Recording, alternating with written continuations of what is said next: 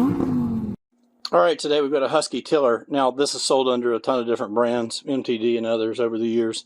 I got this one for a steal, like $350 at Walmart, because it was missing the gas cap one season.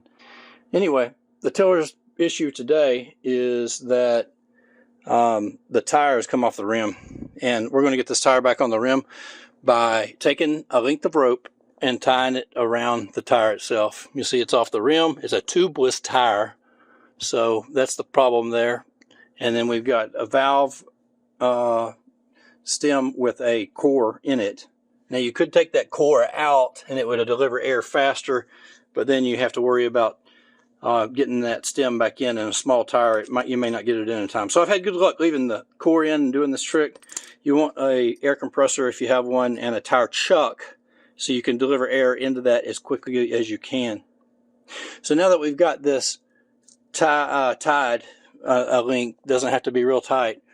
What the idea is we're going to put a screwdriver or a stick in here, and then we're going to twist it until it gets really tight and cinches that tire down, and it will accept air and stick. Let's watch how that's done. Alright, got my air compressor ready, and I'm going to come in here and I'm going to twist this just like that and keep twisting it until that tire cinches down. It'll squeeze the tire and cause it to where you can get air in there. Still kind of loose, so we're going to go at it a few more times.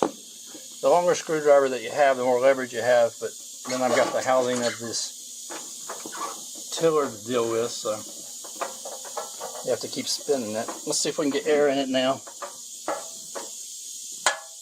Hopefully that'll be enough.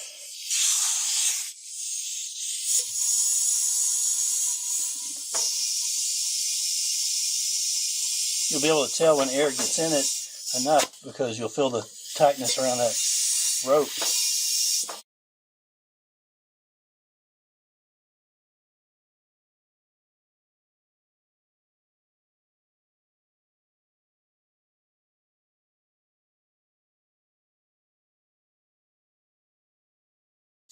Turn the compressor off so you don't have to deal with that. And now we're going to untwist this the other way so we can take our rope back off. Really as easy as that. Now you want to check your proper air pressure. That's the same as what it's supposed to be on that sidewall. So that's how you get your tire back on the rim for a tubeless tire. Easy technique. You don't have to take it to the tire store. Like, share, and subscribe. Thanks for watching Swimming in the Deep.